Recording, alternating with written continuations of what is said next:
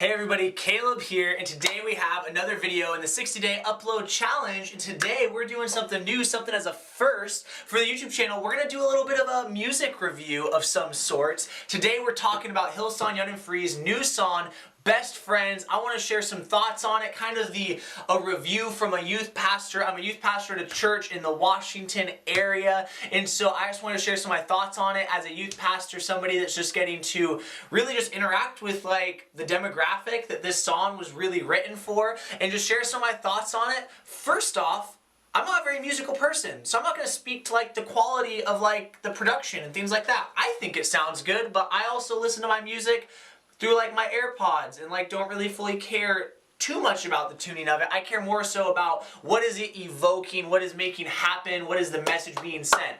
And so really fast though, before we jump in, if you do not mind, subscribe to the channel. Like this video, means a lot, helps the channel out quite a bit. We're doing 60 days of daily uploads. We're done in 4 days, and then we'll be doing 1 or 2 videos a week, so make sure you are subscribed so you do not miss out on any of the content we're gonna have coming y'all's way. But jumping on in, Hillsong Young and Free, their new song, Best Friends. So let's look at this song, let's think about what it is. Now, I want to really quick read something that just was released by them. If you go on to Genius and you look up the lyrics for the song, it has some quotes, some releases that were made. And one of the main things that one of the people that helped with writing the song said, I think it's important to note with this song that we are trying to achieve something different here. It may not sound like a song for church, but we believe it's an anthem for young people who know there's something missing. Kids who know there's a level of dysfunction to the culture they've been sold and are ready for another way. Our prayer is that this song propels them on the journey of discovering that the thing they are missing is Jesus.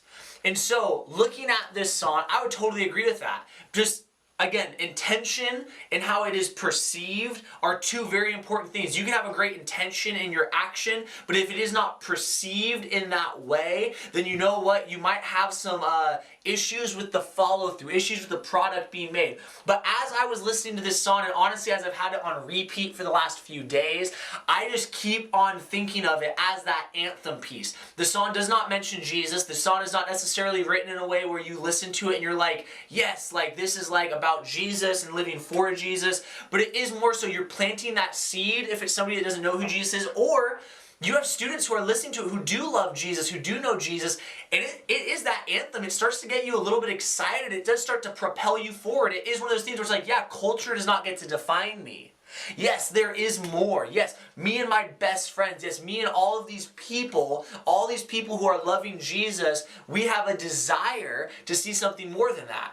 And as I was listening to that song, I think that was the biggest thing. This is a song that I would look at and I would say is a new wave. It is an introduction to how music, how Christian music should start being written in some ways. Yes, okay, Christian music, not saying worship music. Worship music, worship songs, songs giving glory, honor, and praise to God. Hey, like, I think we have a lot of great ones out there. I don't think we need to change or revolutionize that. But Christian music at whole, like, this song, I was driving and listening to it. I loved it. I was driving down the road. I was like, man, I love listening to this. It's putting me in a good mood. It's helping build me up. And I hope that there are students who are going to start listening to it just because, one, it sounds good and it has a good message to it. You can listen to this with your friends in the car that don't even know anything about Jesus, and they'll just be like, man, like, what is this? And you can introduce them to new things.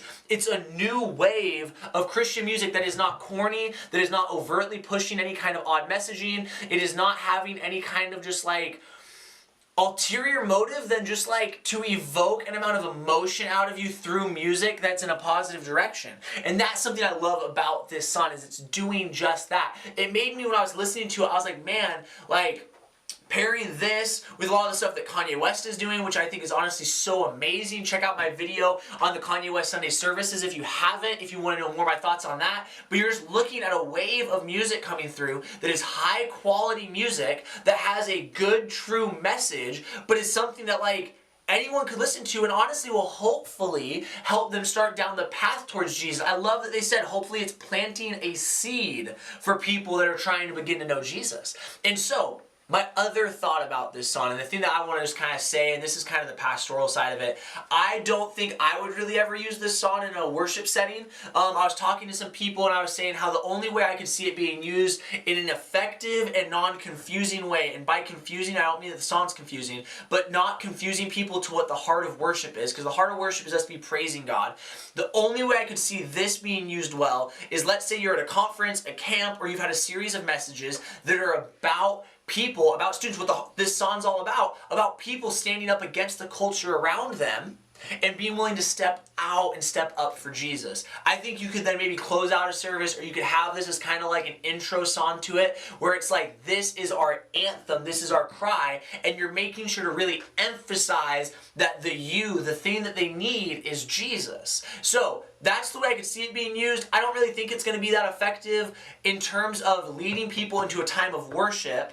Because again, they even say it, like, this isn't like necessarily a church that was written for church, but it's a song written with a different kind of goal in mind. And so, Hillsong Young and Free, I love this song. I think it is great. I think the message is awesome. Oh, the other thing is, this song reminds me so much of how there was the generation of like 80s Christian rock groups. Not because it sounds like it or anything like that, but the heart behind it. Like, I have so many people I talk to, they talk about how they got saved going to like a Petra concert or things like that, where it was like this rock music that sounded good, had a true message, and that people just enjoyed listening to. They weren't embarrassed to listen to it. And it's not to say we should be embarrassed to listen to Christian music, but there are times where it's like, all right, cool, this is what we got. But like, this is one of those things where it's like, awesome, like, this is good, this is great. And honestly, I really hope, like, I would invite some of my friends, I would show them this song and then be like, do you want to go to a Hillsong Young and Free show? Like, you might really like it. If you like this song, you'll probably enjoy it. And then that's an entryway for them to get to go in and see the rest of what they have, where it is explicitly about Jesus, not just this anthem kind of a cry into the culture. And so, love this song, love the message. Don't know if it's a great worship song, but that wasn't the intent behind it. Man, I hope that students can grab a hold of this. I hope that you can grab a hold of this. These are my thoughts. These are my things about it. Thank you guys for checking this out. Comment down below. What are your thoughts? What are things that you've been thinking about it? And also, make sure to leave a like on this video. Subscribe to the channel. It means so much. We just hit 160 the other day. Let's try to get to 200 pretty soon. That would be awesome. So subscribe to the channel. It means so much. And I will see you tomorrow.